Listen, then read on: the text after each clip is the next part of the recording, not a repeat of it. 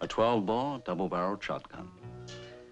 The breech and stock richly engraved by Tamlings of St. James. It's not exactly a healthy thing to be on the business end of, especially if you're a pheasant or a partridge. The English, those that can afford it, that is, are absolutely mad about shooting and hunting. They have a language of their very own. Mark over, my bird, sir, your bird, sir, gone away, tally-ho. The outsiders are either envious or contemptuous, like Oscar Wilde, who once described them as the unspeakable in pursuit of the uneatable. Next weekend, I am joining the unspeakables myself. Good afternoon, Miss Ripford. Oh, hello, Mrs. Ellshaw. I'm meeting... Oh, there he is. Simon, I'm so sorry I'm late, but the traffic was impossible. Well, that's all right, but you think you have problems. Oh, what's the matter? I don't have a charge account here. Do you think I could pay cash? Well, leave it to me. I'll fix it. The cashier used to be Dad's secretary. I'm in. Come on. Mrs. Ellshaw, may I introduce an old friend of mine? This is the famous Simon Templar.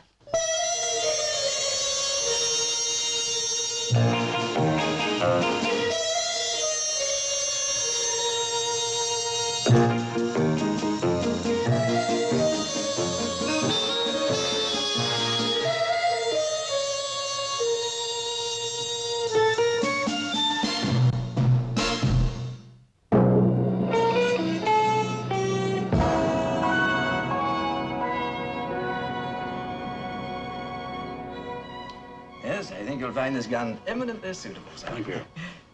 Oh, Mrs. Ellshaw, excuse me, will you? Will you put that back in the window, please? Certainly, sir. Come.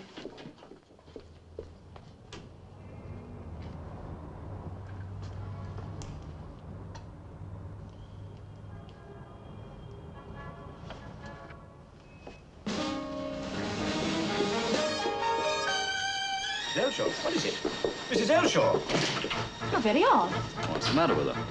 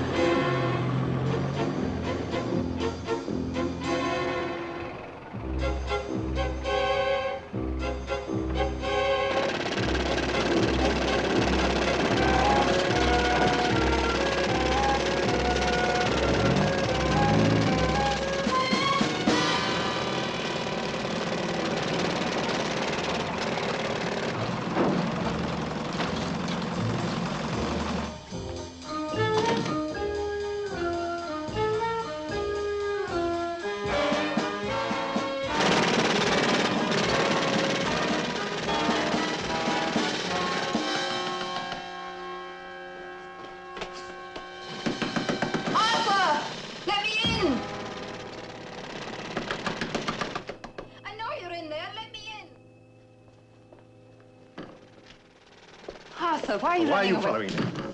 What do you want?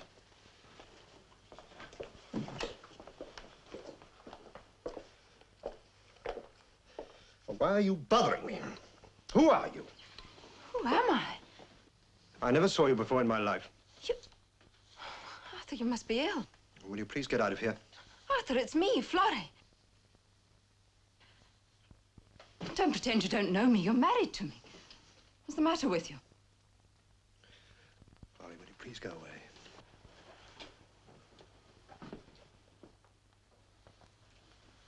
You living here? Yes. Why? I can't explain. You've got to.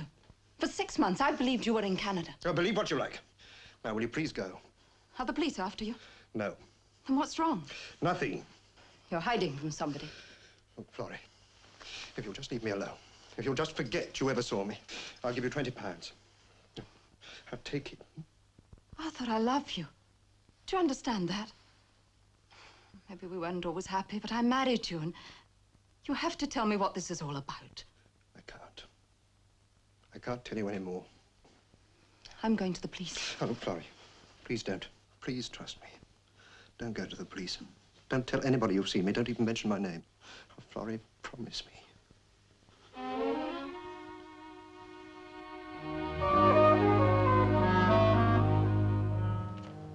Thank you. There's something terribly wrong, Mr. Templar. Hmm? And first he actually pretended not to know me. Why would he do that? I know what you're thinking. He was tired of being married to me. Well, perhaps he was. But if that's true, why couldn't he just have left me? Why pretend he's in Canada? Why hide in an empty house here in London? Empty? I mean, there's no proper furniture in it. Only a camp bed and a couple of wooden crates. Evidently he eats there. I saw a hot plate and a kettle. Keeps a blanket over the window. Almost as if he was afraid somebody was watching him. Mr. Templar, I had to come to see you. I promised Arthur I wouldn't go to the police. Why? Has he ever been arrested? Yes. He served 3 years in prison, long before we were married. What for? Theft. It was his second offense. Mr. Templar, please help me. Arthur's not bad, not really. I know he used to drink and gamble, but well, they're just symptoms of something. He's unhappy. Fate of life, somehow. Mrs. Ellshaw, where is this house? 11 Duchess Place. Would you like me to go around and try and talk to him? Would you? I don't know what good it will do, but we'll try. You'll let me know right away. As soon as I've talked to him. Thank you. I can't tell you how grateful I am. You don't have to. Goodbye, Miss Ripwell. Give my regards to your father. Yes. I'll show Mrs. Ellshaw out. Thank you, Anne. Goodbye. Mrs. Ellshaw.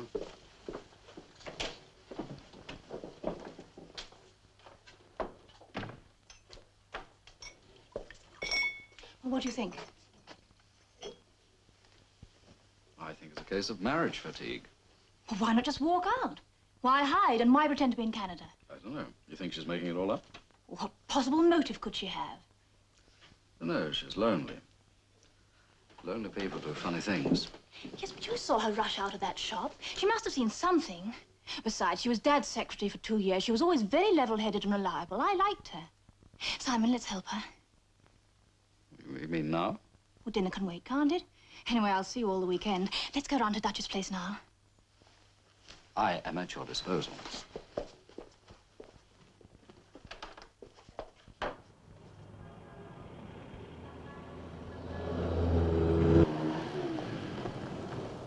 Do you ring the bell and introduce yourself? Seems a reasonable way to start. Come on.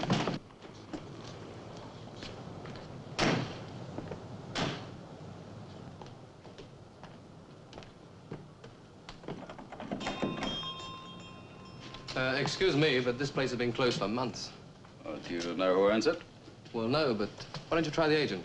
Thank you.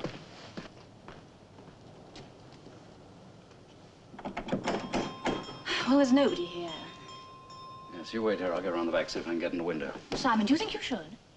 Well, I am trying to break the habit.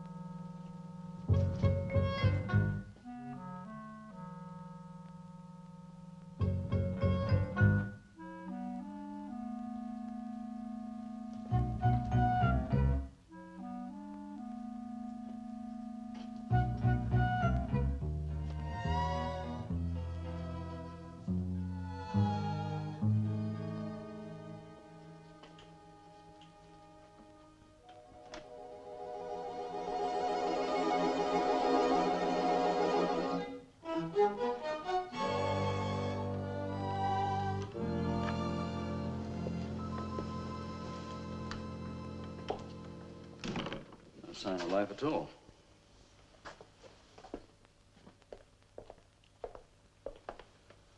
Is this the room?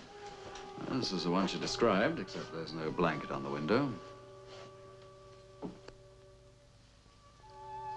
No furniture. No camp bed. Nothing. No. What is it?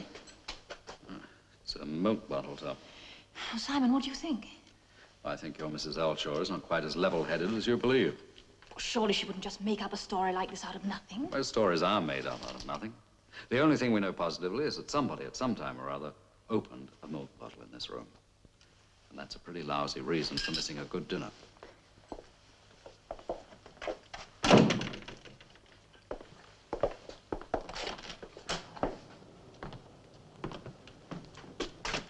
Well, now what? You wait in the car. I'm going to call Mrs. Ellshaw. All right.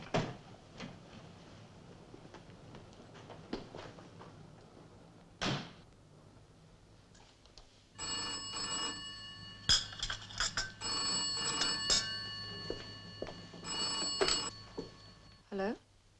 Yes, this is Mrs. Ellshaw. Empty, Mrs. Ellshaw. No furniture, no camp cot, nothing. Mr. Templar, I'm not making this up. I swear I'm not. I saw him, I tell you. And there's something else. After I left your place, there was a man following me. Mrs. Ellshaw, was it your husband? Ever since I saw Arthur, I've had the feeling I've been watched. I see. All right, Mrs. Ellshaw. Miss Ripwell and I'll stop by in a moment. Goodbye.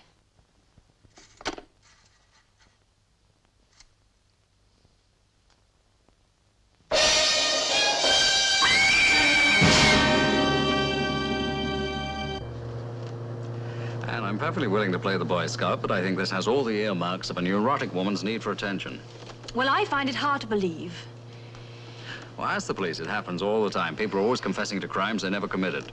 And last week there was something in the paper about an old boy who said the Russians were spying on him from the dome of St. Paul's Cathedral. Well, we don't have to stay long.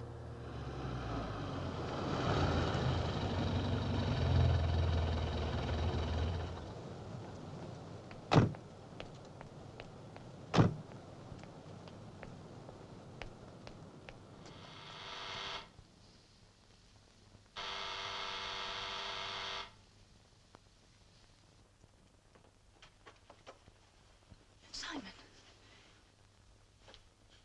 You wait here.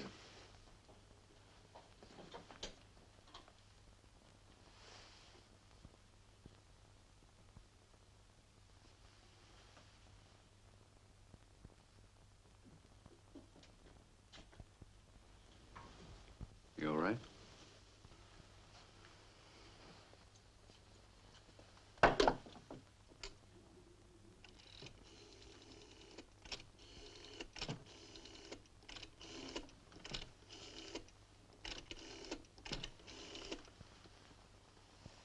Could I speak to Inspector Teal, please? Well, go on. Well, Mrs. Ellshaw came round to my place, I suppose, about 6:15. She told me this story about her husband, then left at 7:15. And then? Miss Ripwell and I went round to Duchess Place. We found nothing. I figured she was making the story up. It's fairly obvious now she wasn't. What time did you get to her flat? About 8:05. Come in. The Ellshaw file, sir. Thank you. Ellshaw has a record right enough. Served 3 years for robbery in 1953. He's not wanted for anything now. Except possibly his wife's murder. Possibly. It was a pretty clumsy attempt to make a murder look like a suicide. You know, Simon, I think we'll, just for the time being, keep this out of the papers. Why? Miss Ripwell, you are the daughter of Sir John Ripwell, the shipping magnate? Yes. Of Haley Manor, Norfolk? Yes, that's right. Mrs. Ellshaw worked for your father. Yes, she was his private secretary for 2 years. She resigned about 10 months ago. Why? I don't know. She was having some trouble with her husband, I believe. I think we will keep quiet about it for the present, just in case it ties in. Give our man a false sense of security. Claude, what are you getting at? Miss Ripwell, I presume your father told you. Told me what? Last Tuesday night, somebody broke into your house. Someone what? You didn't know.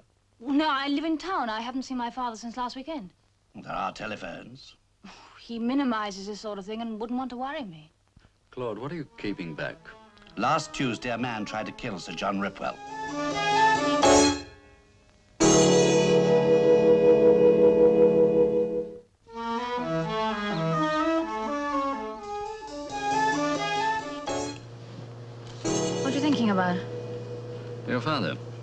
Why wouldn't he have told you about that attempt on his life? Oh, Dad's like that. He doesn't believe in sharing his troubles or crying on other people's shoulders. Besides, he wasn't hurt or anything. Typically British. Who else is going to be there this weekend? My brother Ken and Hugo Mayer. Mayor, who's your father's partner? Mm-hmm. He's vice chairman of Ripwell's, the master company. Anybody else? Oh, he's Martin Eyelock, Dad's secretary. Mrs. Elshaw's successor. That's right. Oh, it's the next driveway on the left. The natives are hostile. And they're probably out on the moors. Dad's absolutely crazy about shooting.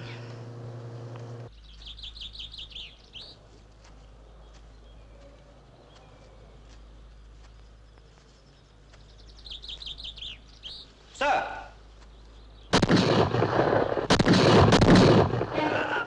Sir John! Sir John! Dad! Some idiot. What happened? He's been shot. Kenneth, get back to the house and call Dr. Cranston. Hurry. Hugo, you... Hurry up! Aye, look. Give me a hand to get him into the landau. Wise to move him? Of course I did. I can't stay here all night.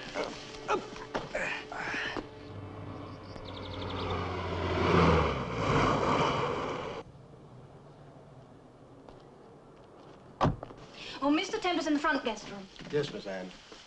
Well, I certainly wouldn't like to know the rates on this. Anne, What is it? there's been an accident. Oh, what happened? It's Dad. What? He's been shot. Well, how bad is it? I don't know. Oh, but how? I'm not sure. We were all spread out. Martin was over to the right, Hugo was behind, and I... Dr. Cranston, it's Kenneth Ripwell speaking. Can you come over right away? There's been an accident. My father's been shot.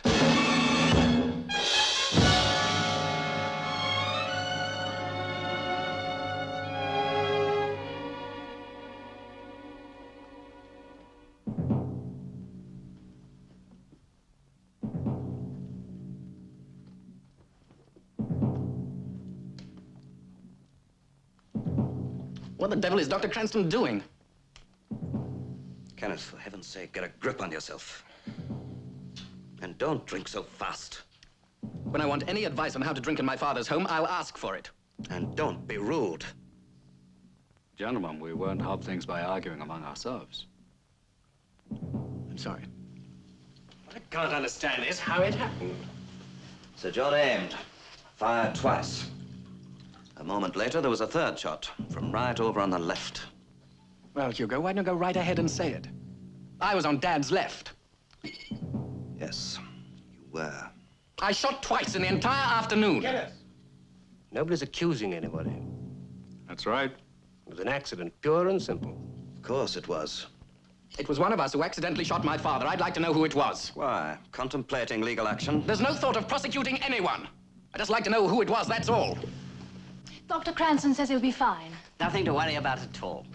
His constitution's as sound as a bell. He'll be up and around in 3 or 4 days. Thank you so much, Doctor. You're welcome. Oh, which one of you is Templar? I am. He wants to talk to you. Good night, gentlemen. Don't tire him out. Mr. Mayor, I have no intention of tiring Sir John out. He's asked to see me. Do you mind? Naturally not. Thank you.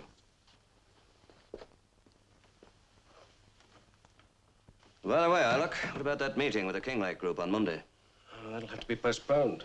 That's impossible. Well, I'd suggest you talk to Sir John about it. He's still in charge, you know. I'm not suggesting he isn't. Aren't you? No. Good. Wouldn't do to be premature, would it?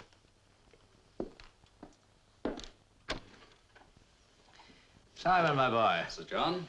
Come in. This is a blasted nuisance. I'm most frightfully sorry. Oh, it's hardly your fault. No, but I hate greeting guests like this. How are you? Oh, I'm fine. What's more to the point is, how are you? It's only a scratch, not worth talking about. Sit down. Thanks. Sir John, I suppose you are convinced that this was an accident. God bless my soul. Of course it was an accident. You're not seriously suggesting that somebody shot at me deliberately? Yes, I am. What utter rot. Is it? How about the attempt on your life last week? Who told you about that? Inspector Teal. He's an old woman. All right, what happened? Some wretched burglar broke into the house. I got up and went to investigate. Blighter cleared off through the drawing-room windows. I took after him. Halfway down the drive, he turned and took a shot at me. He missed me by a mile. But I nipped straight back into the house. One of those occasions where discretion is much the better part of valor. Sir John, a burglar takes a shot at you last week. Now, this accident. I think there's a connection. Good heavens, man, look who I was with today. My own son, my business partner, my private secretary. Absolutely unthinkable that any one of them would deliberately... Is it? On the face of it, it is unthinkable. But is it impossible?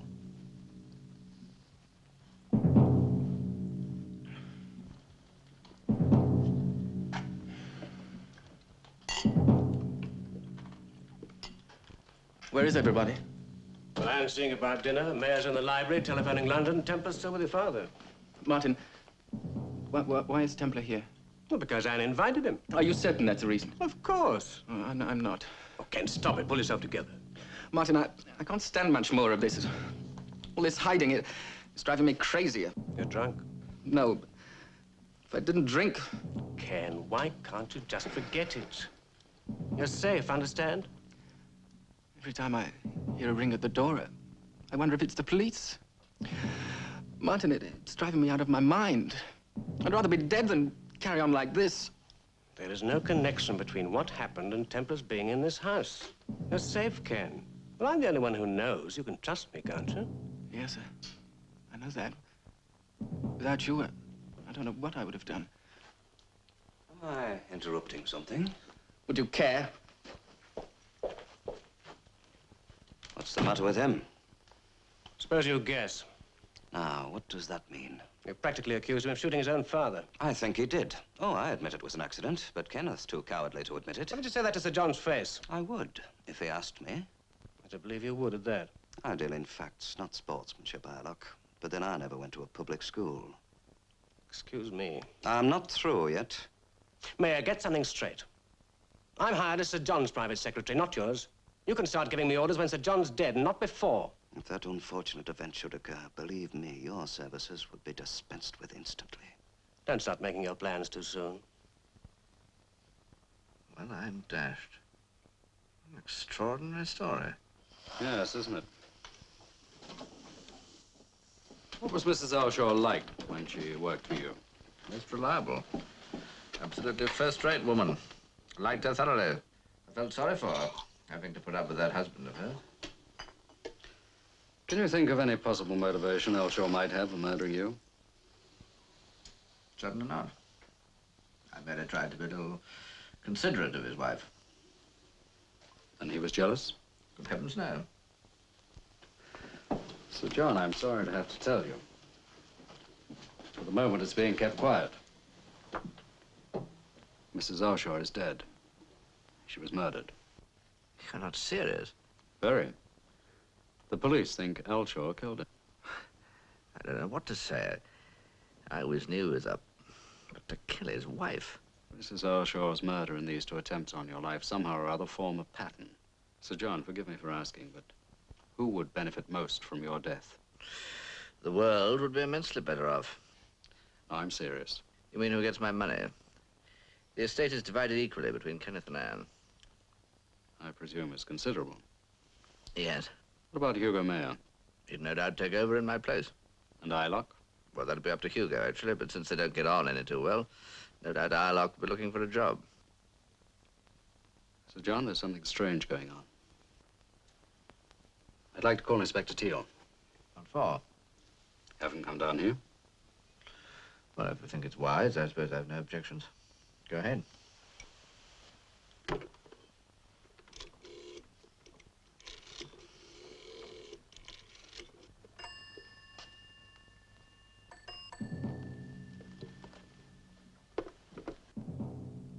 Number, please. Operator, I'd like to place a personal call to London to Chief Inspector Claude Eustace Teal. Scotland Yard. Whitehall 1212. Your number, please. Kenneth, dinner will be in 40 minutes, so... Oh, what's the matter? Why did you invite Templar down here? Because I wanted to. Well, what's wrong? Everything.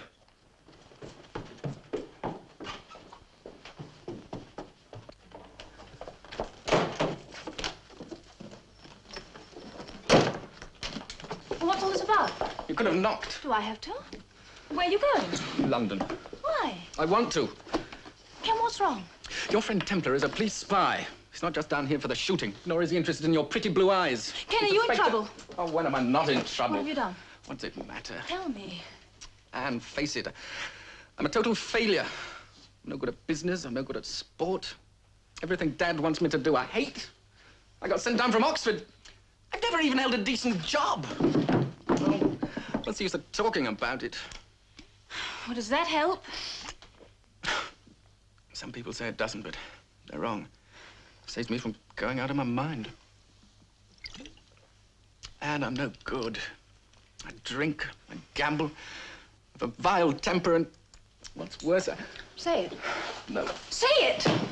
I'm a murderer, if you really want to know the truth. In plain, simple English, I've taken the life of another human being.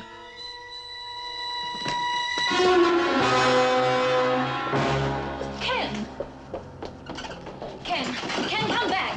Ken! Simon! It's Ken. He's drunk and you've got to stop him.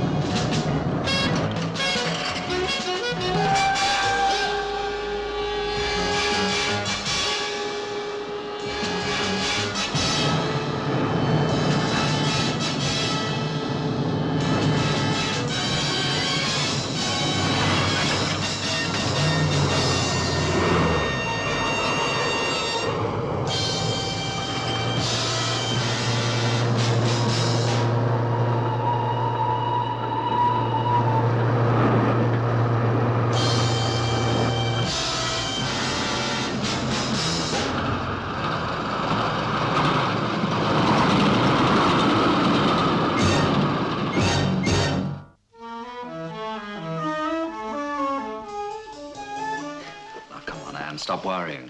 Kenneth will be found. He's probably sobered up and on his way home right now. Simon. There's something I haven't told you. Oh? Last night, before Kenneth rushed out, he said something. What? That he'd killed someone. Oh, I know he was drunk and terribly upset, and I don't believe it, but... But he said it? Yes. Did he say who? No. But I thought of Mrs. Ellshaw. Why? Because Ken was in London the night it happened. And have you mentioned this to anyone else? No. Then don't. This just doesn't fit in with my theories. Well, then why else did he run away? Shh. Oh, good morning. Good morning. Any news of the runaway? No, not yet. Simon sent for the police last night. The police? Under the circumstances, I thought it wisest. But why? Kenneth hasn't done anything. Then why did he run away? Martin, you know Kenneth better than anyone. What's wrong? What's troubling him? Oh, Anne. Look, the way Ken drove last night, I thought he was trying to kill himself. Martin, I'm so worried. Ken is no worse than lots of young men of his age. Oh, he gambles, he drinks a bit too much, perhaps. You think that's all there is to it? Well, why does he drink too much? Oh, don't ask me, I'm not a psychiatrist. Well, does he owe money? Well, not that I know of. Ken is just a little uncertain of himself. Not quite sure where he wants to go, or what he wants to do, and sometimes it... Well, your father's not the world's most patient man.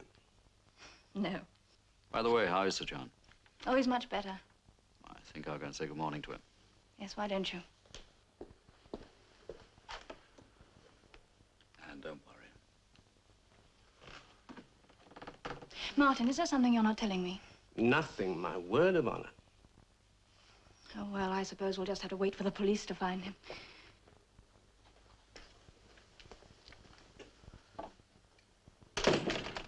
thought the doctor ordered you to stay in bed. Rubbish. Granson orders 6 weeks in bed for a cut finger. Come sit down. Any news of Kenneth? No, not yet. Bolting off like this. He's a good lad at heart, you know, but undisciplined. Did you ring Teal? Yes, he'll be down this afternoon. Sir John, I'm trying to tie together 3 isolated events. Mrs. Ellshaw's death, the attempt on your life, and Kenneth's disappearance. Now, is there anything else you can tell me? About what? Last night, when I mentioned Ellshaw's name, I got the distinct impression you were holding something back. Don't miss much, do you? Then there is more. Lost his shoulder. Yes, there is. Come on. Thank you. Ellshaw tried to blackmail me. Oh? What for? It's nonsense. I liked Mrs. Ellshaw, of course. Felt sorry for her being married to a rogue like that. Suddenly, out of the blue, he accused me of fooling around with her. He demanded money or threatened to sue me. What did you do? Called his bluff. Told him to go ahead and sue. Then I threw him out. Sir John, forgive me, was there any truth in this? No, of course not. I knew she was attractive, but, no. Well, this abortive attempt must have proved to Ellshaw that you couldn't be blackmailed under any circumstances, right? Yes. Do you suppose he then turned his energies towards Kenneth? Not much point in that. He hasn't any money. But he will have. Yes. Mind you, he has his allowance and some property in London I deeded to him when he was 18. 4 houses. They're empty now. Property's been sold for a big development. But the money's all tied up. Where is this property? Duchess Place. Duchess Place. Why? Who's handling the sale for Kenneth? Hugo Mayer. He can tell you what you want to know.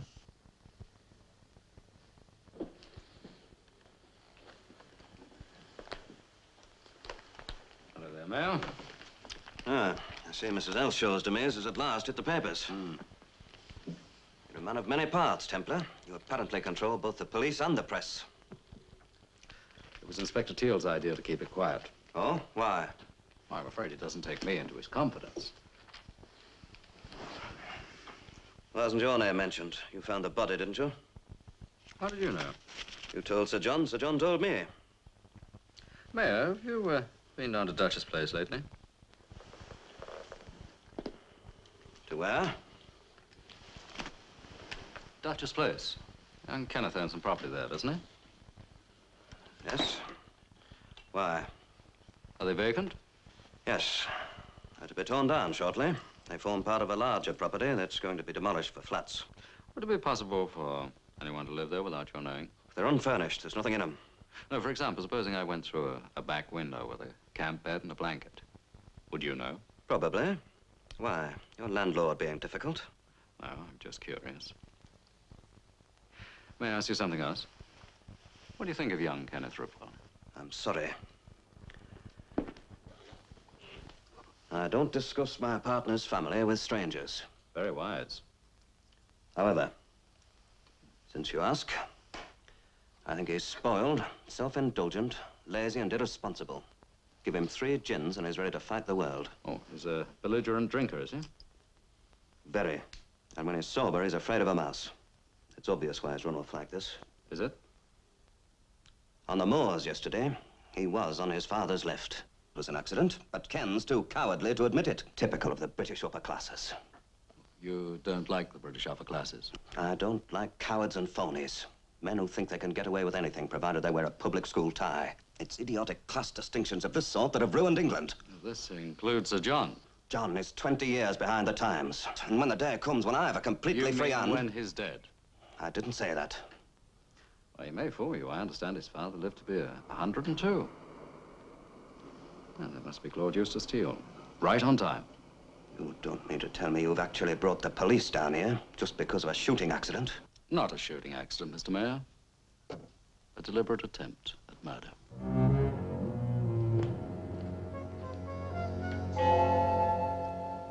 Well, Claude Eustace.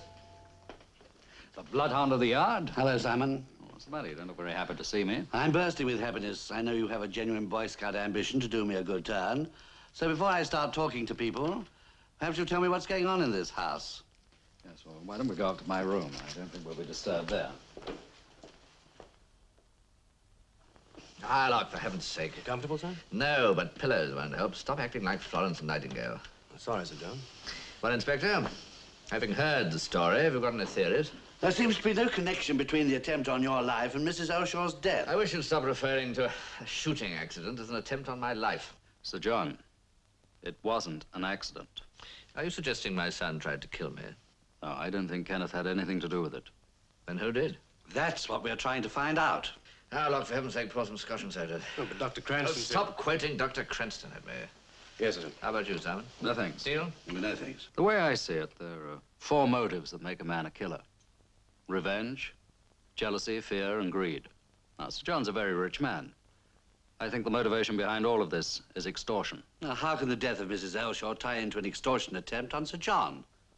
Claude, when that's figured, the case will be solved. Here we are, Sir John. Thank you. You think there's a connection?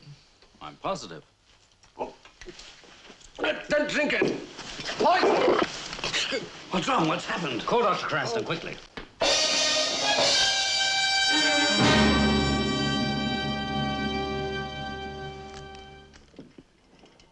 Claude, that took organization and nerve. Be careful. Well, I'm touched. You really care. I don't. It's just that a lab report is more accurate than your taste buds. 10 shillings says it's arsenic. You know, Claude, now we have more than just a theory. We have a fact. Which is? You mean you don't see it? It's staring you right in the face. Then introduce me.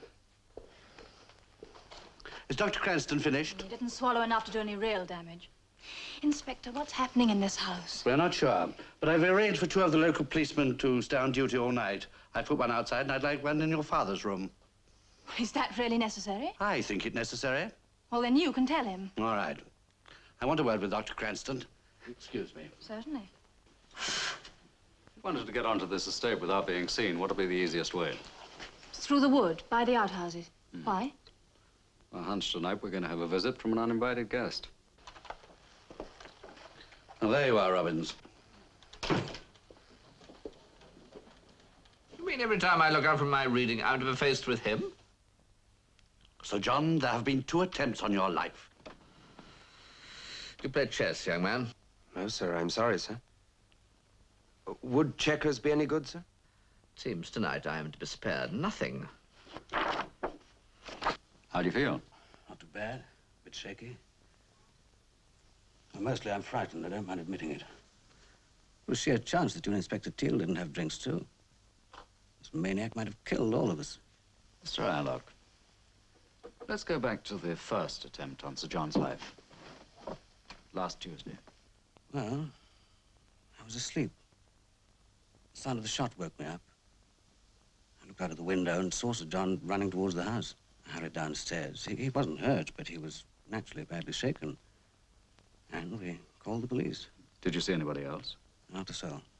Well, how about the gate near the tool house? Is it kept locked? It's kept locked, right enough. But it's only 4 feet high. A child could climb over it. I see. Have you ever met Mrs. Ellshaw? Once, briefly, when I was taking over her job here. What about Mr. Ellshaw? I met him, too, under rather unpleasant circumstances. He came here with an absurd story suggesting that Sir John and Mrs. Ellshaw had been behaving improperly. And had they? Of course not. The whole thing was a tissue of lies. Sir John threw him out. Yes, so he told me. Why didn't he call the police? Well, it's not the sort of thing one likes to call attention to. Besides, it was too ridiculous to be taken seriously. Just one more thing. I know you couldn't speak frankly in front of Anne. But is there anything you can tell me about Kenneth? Is he in any sort of trouble? Kenneth's been in trouble since the day he was born. In what way? Well, Sir John's very demanding. He wants Kenneth to grow up into the perfect English gentleman. Unfortunately, the mold is a little out of date. Ever since the first day that Kenneth went to prep school, Sir John kept at him. He had to excel at everything. Kenneth lives constantly under pressure. Not just to grow up, but to grow into a carbon copy of his father. And that's too much to ask of any boy. I'm more or less caught in the crossfire. I respect Sir John, and he pays my salary. On the other hand, I like Kenneth. I understand what he's had to go through. Do you suppose Kenneth could have shot his father accidentally and been afraid to admit it? Well, I suppose it's possible. On the other hand, he couldn't have had anything to do with poisoning the whiskey. And he wasn't even here. I know. It's quite baffling. Don't worry, Mr. Aylock. It won't be baffling for long. But surely 2 policemen on guard are enough. They don't know who to look for. I do. And this whole situation is going to come to a boil tonight. Kenneth! Hello, Anne.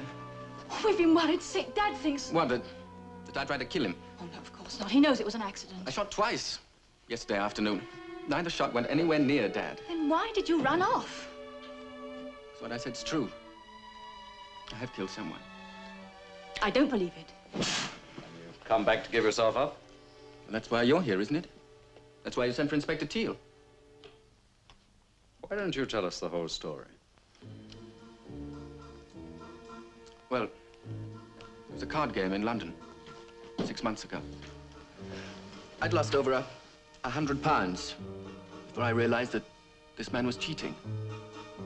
I accused him. He denied it and hit me. Well, I was terribly drunk and I went crazy. I hit him so hard, I knocked him against a radiator and fractured his skull.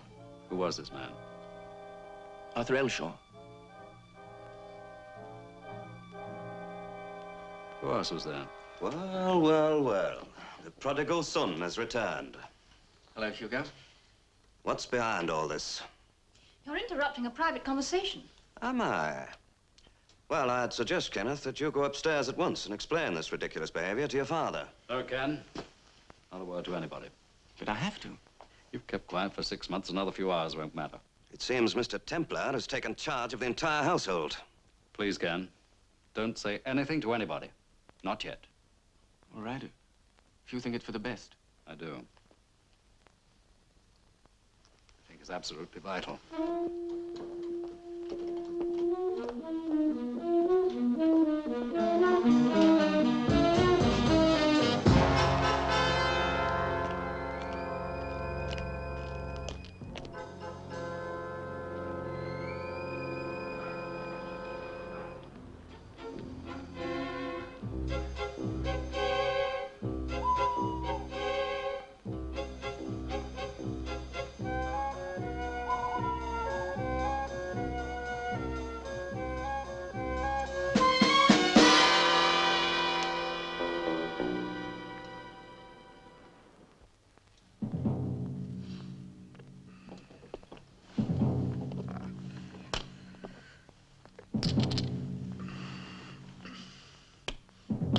What? Sorry, sir. Set up another board. Inspector, I presume I can go to bed without running foul of the law. Good night, Mr. Mayor. Our runaway adolescent is back.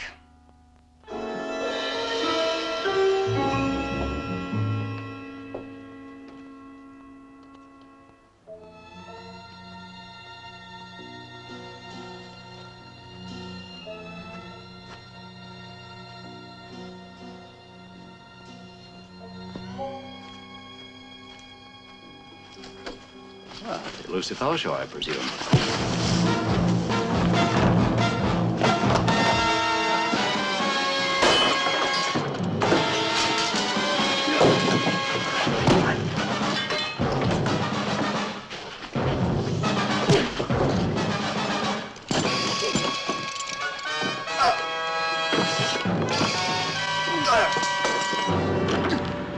Right now, Mr. Ellshaw, you and I are going to have a little talk. You're Templar, aren't you? That's right. Now let's have your story. I can't tell you anything. Prepare to get very rough. There will be murder. I wonder whether it's legally possible to kill a man who's already dead. What do you mean? Why did you come here? It was Florrie. The idea was to keep her out of the way, hidden in Dutch's place. I didn't know he'd shoot her. Florrie and I didn't get on, but I didn't want her dead. You're lying. I'm not. Oh, sure, you can get away with a lot of things in front of a jury, but one thing they never take kindly to is a man who kills his wife. I didn't kill her. Are you going to tell me the truth or not? Yes. Yes, I'll tell you everything. Up to me. You can come up to the house and tell Inspector Teal. Now pull yourself together. It's your chance to get off the hook. Well, young man, Inspector, I told Mr. Templar I wouldn't talk. Templar's not in charge here. I am. Well, another couple of hours won't make any difference. Then I'll make a full confession. Mr. Templar seems to think... You are, Claude. The man all the commotion's about. It is Ellshaw. That's right. The $1 million mystery. People were killed to keep. But it can't be. It is. He's dead. I know. I killed him. Well, it's fairly obvious you didn't. For 6 months, I've been in hiding. Every time there was a ring at the doorbell, I was afraid it was the police coming to... Wait a minute. Oh, I thought I heard Kenneth's voice. Why don't you come right in? You'll hear even better. Well, Claude, the party is now complete. You mean Ilock's in on this too? Right up to his stinking neck. What are you talking about? You wanted Ripple's money. So, with Ellshaw, you tried blackmailing Sir John about Ellshaw's wife. When that got treated with the contempt it deserved, you looked for another way. Martin, is this true? Oh, he's raving. I haven't even started. Again, using Ellshaw, you engineered a poker party. You fed Kenneth plenty of liquor, and then Ellshaw started to cheat so openly that even though he was drunk, Kenneth realized it. There was a fight. Ellshaw was knocked out as planned, and then you sobered Kenneth up and told him Ellshaw was dead. He said he'd get rid of the body and cover up the evidence. 2 days later, he said he'd done it. And you believed him? Oh, Anne, I've done things before when I was drunk and not remembered anything. And from that moment on, you were in his power. Yes. While all the time you pretended you were his best friend. It's not true. Twice you tried to kill Sir John so that Kenneth would inherit the money, at which point you figured on really turning the screw. You're mad. Nuts, Mr. Ilock. Kenneth is here to tell the world how you pretended you were saving him from the gallows. And Elshaw's here to confirm that you double-crossed him and then shot his wife. But why did he take poison? That was to throw us off the scent, wasn't it? Come on, Ilock, why not admit it? You're through. You think so? Oh, yes. It's true. All of it. And I had to kill Mrs. Ellshaw because she'd seen this stupid idiot alive. You said you wouldn't hurt her. Your soul, you...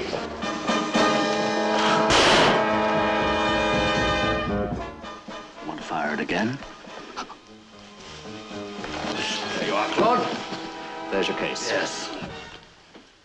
And I think you and Ken had better go upstairs and tell Sir John that the elusive Ellshaw is not elusive anymore.